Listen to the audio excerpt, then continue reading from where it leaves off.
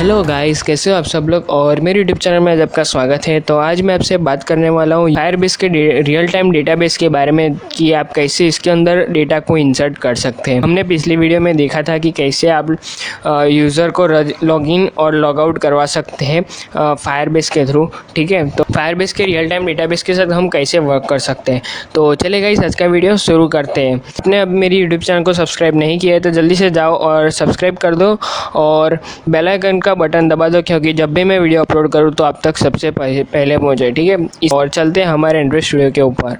तो okay guys, तो हम आ चुके हैं हमारे एंड्रॉइड स्टूडियो के ऊपर। ठीक है, ओके, तो यहाँ पर आने के बाद हम चले जाएंगे हमारी activity home dot XML file के अंदर। ठीक है, ओके, यहाँ पर आने के बाद मैं क्या करूँगा, यहाँ पर से जो ये अभी टेक्स्ट व्यू है इसको यहाँ से मैं निकाल देता हूँ। ठीक है, ओके, तो यहाँ पर से मैं टेक्स्ट व्यू निकाल देता हूँ। अब हम चले जाएंगे जावा की होम एक्टिविटी के अंदर। ठीक है, तो हमको फायरबेस के साथ डेटा को कनेक्ट करने के लिए हम क्या करेंगे, यहाँ पर सबसे पहले टूल्स में चले जाएंगे।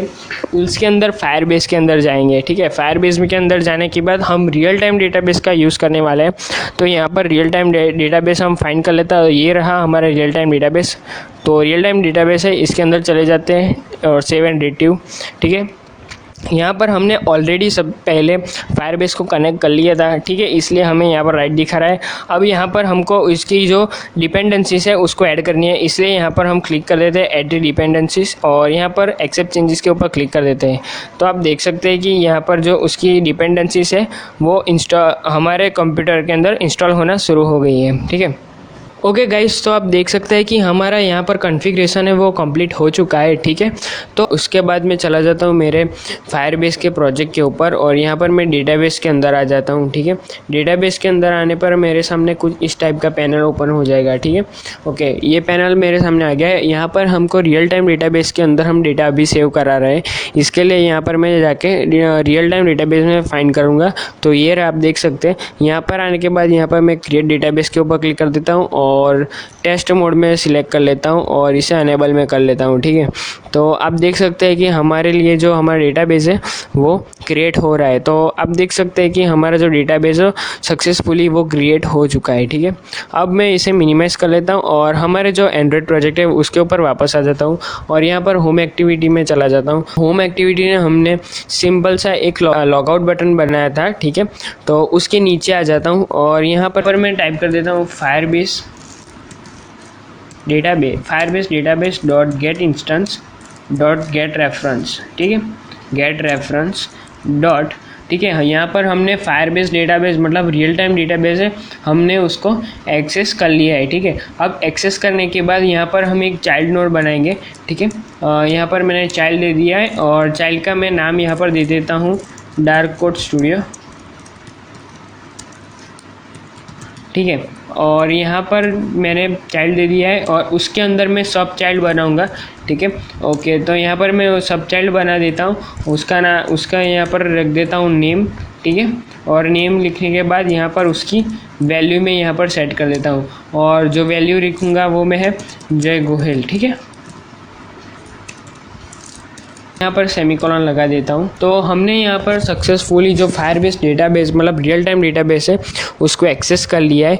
ठीक है, और उसके अंदर हमने वैल्यू है वो मैन्युअली ऐड की है। ठीक है, हम पहले चेक कर लेते हैं मैन्युअली हमने जो हमारी वैल्यू डाली है। ठीक है, तो यहाँ पर से मैं मेरा डिवाइस कनेक्ट कर लेता हूँ। तो मैंने यहाँ पर मेरा डिवाइस है उसे कनेक्ट कर लिया है और यहाँ पर से मैं मेरी एप्लीकेशन से उसे मैं रन कर देता हूँ। ठीक है, तो आप यहाँ पर बाइल्ड में आके देख सकते हैं कि आपकी एप्लीकेशंस में क्या हो रहा है। ठीक है, तो यहाँ पर कुछ टाइम लगा।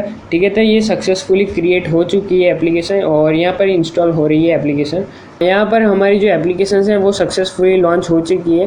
ठीक है, तो जैसे यहाँ पर मैं एप्लीकेशंस ओपन करता हूँ, ठीक है, वैसे ही आप देख सकते हैं कि यहाँ पर भी हमारा जो डेटा है वो ऐड हो जाएगा। यहाँ पर आप देख सकते हैं कि हमारा जो डेटा है वो ऐड हो चुका है डार्क कोड स्टूडियो और उसका नाम और उसके अंदर मैंने वैल्यू सेट की थी जय गोहेल। ठीक है, तो आप देख सकते हैं इस तरह से हम मैन्युअली फायरबेस के रियल टाइम डेटाबेस के अंदर हम हमारी जो वैल्यू है हम ऐड करवा सकते हैं। ठीक है, तो ये तो बात हुई मैन्युअली। ठीक है, तो अब हम क्या करेंगे, एक हम मल्टीपल, ये हमने सिंगल वैल्यू ऐड की है, पर हमको यदि मल्टीपल वैल्यू एक साथ ऐड करवानी हो तब क्या करेंगे, ठीक है। तो अब हम वो देखते हैं। तो सबसे पहले मैं वापस एंड्रॉइड स्टूडियो के अंदर चलाता हूँ और इसे मिनिमाइज़ कर लेता हूँ, ठीक है। और यहाँ पर से मैं ये जो फायरबेस डेटाबेस है इस लाइन को मैं यहाँ से निकाल देता हूँ, ठीक है। को यदि मल्टीपल वैल्यू ऐड करवानी हो फायरबेस के अंदर तो उसके लिए यूज़ करना पड़ता है मैप का, ठीक है। तो यहाँ पर मैं सबसे पहले एक हैश मैप लगा देता हूँ और हैश मैप लगाने के यहाँ पर हैश मैप, और उसके अंदर मैं स्क्वायर ब्रैकेट के अंदर मैं यहाँ पर लिख दूँगा, सबसे पहले यहाँ पर डाल देता हूँ स्ट्रिंग, ठीक है। और उसके बाद ऑब्जेक्ट, ठीक है, ओके ऑब्जेक्ट, और यहाँ पर उसका वेरिएबल बना लेता हूँ map is equal to new hash map, ठीक है। तो यहाँ पर मैंने सक्सेसफुली हमारा जो वेरिएबल है वो बना लिया है और उसके अंदर अब मैं वैल्यू ऐड कर देता हूँ मैप पर। अब मैं उस वेरिएबल को ले लेता हूँ यहाँ पर उस वेरिएबल को ले लेता हूँ मैप डॉट पुट, और उसके अंदर सबसे पहले इसकी स्ट्रिंग डाल देता हूँ जो कि रहेगी नेम, बाहर कॉमा करके यहाँ पर नेम डाल देता हूँ जय, और यहाँ पर मैं लगा देता हूँ सेमिकल, ओके। उसके बाद दूसरी एक बना लेता हूँ मैप डॉट पुट, और यहाँ पर उसकी मैं स्ट्रिंग डाल देता हूँ लैंग्वेज, और यहाँ पर कॉमा करके उसकी जो वैल्यू डाल देता हूँ मैं एंड्रॉयड, ओके। यहाँ पर मैंने मेरी वैल्यू डाल दी है, ठीक है। और एक दूसरा बना लेता हूँ, यहाँ पर मैं स्ट्रिंग डाल देता हूँ कुछ ईमेल, ठीक है, और यहाँ पर उसकी वैल्यू डाल देता हूँ jaygohel@gmail.com, ठीक है।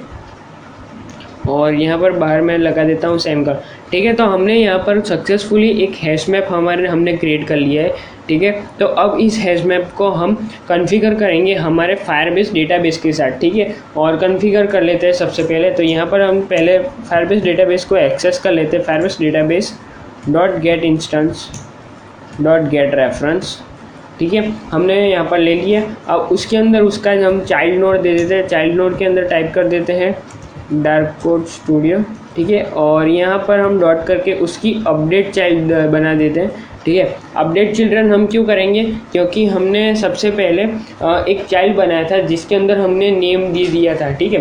तो हम इसका अपडेट चिल्ड्रन कर देते हैं और यहाँ पर हमने जो ये मैप वेरिएबल बनाया है उसको हम यहाँ पर कॉल कर देते हैं, ठीक है। पर हम मैप डाल देते हैं, ठीक है, और सेमीकोलन, ओके। तो एक काम करते हैं, यहाँ पर दूसरा एक डॉट करके यहाँ पर एक हम चाइल्ड बना देते हैं, अलग चाइल्ड, ठीक है। यदि हमने यहाँ पर चाइल्ड नहीं बनाया तो वो उसी जो नेम वाला चाइल्ड था उसके अंदर ही कॉल हो जाएगा, बट हमको यहाँ पर एक नया बना देते हैं मल्टीपल वैल्यू, ठीक है, ओके। इस नाम का मैंने ये अलग चाइल्ड बना लिया है, ठीक है। उसके अंदर ये जो हमने ये हमारी डिटेल है वो स्टोर हो जाएगी, ठीक है। यहाँ पर हमने मैप को कॉल करवा दिया, ठीक है, ओके। तो अब हम यहाँ पर फिर से इस ऐप को हम रन कर लेते हैं। तो अब यहाँ पर या बाइल के अंदर आप देख सकते हैं, ठीक है। तो यहाँ पर वो सक्सेसफुली हमारी जो एप्लीकेशंस है वो बाइल हो चुकी है, ठीक है। यहाँ पर हमारी एक्टिविटी इंस्टॉल हो रही है और ये इंस्टॉल हो गई, ठीक है।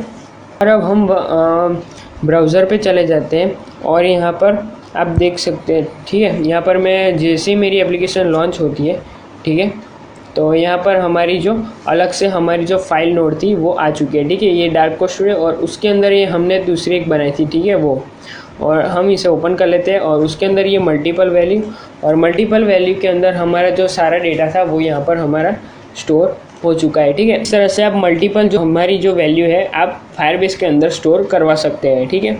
तो वीडियो में आपने देखा कि कैसे हम सिंगल लाइन वैल्यू और मल्टीपल लाइन वैल्यू को हम इंडिविजुअल डेटाबेस के अंदर मैन्युअली कैसे सेट कर सकते हैं, ठीक है। हमारे अगले आने वाले वीडियो में हम देखेंगे कि कैसे आप यूज़र के पास से उस वैल्यू को लेके हम फायरबेस के अंदर स्टोर करवा सकते हैं। तब तक इस चैनल को सब्सक्राइब कर दीजिए और इस वीडियो को ज़रूर से ज़रूर लाइक कर देना और चैनल को सब्सक्राइब करना मत भूलना, ठीक है। और कमेंट में मुझे बताना कि आपको ये वीडियो कैसा लगा। धन्यवाद।